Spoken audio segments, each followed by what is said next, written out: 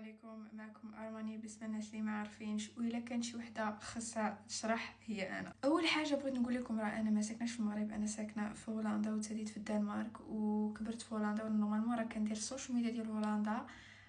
ما كنتش عارفه بان هادشي غيزعج المغاربه ولا اللبس اللي غيزعج المغاربه.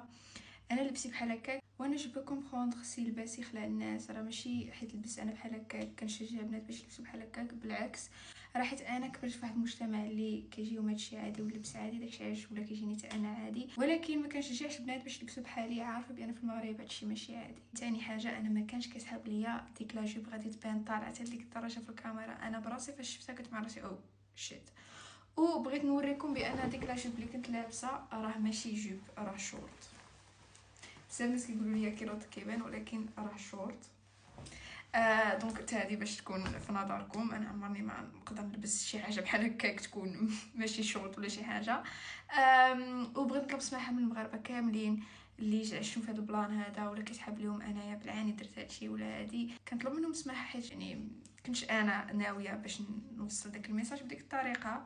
وبزاف ديال الناس كيقولوا يا علاش خليتي الكلبه ديالك تختار، علاش هادي. بغيت غير نقول لكم بان انا ساكنه مع الكلبه ديالي والكلبه ديالي كنعتبرها كبنتي.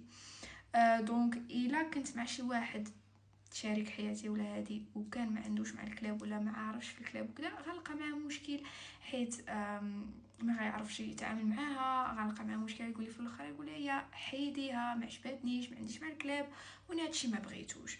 وبغيت نقول لكم بزاف ديال الناس اوسي قالوا لي بان دايرين ديك ليميسيون باش نطيحوا بالرجال. بالعكس راه كما كنقولوا ما تاخذوش بجديه، خذوه بشويه ديال الضحك كما كنقولوا حنا في هولندا، خذوه بشويه ديال الملحه، راه ما واقع والو.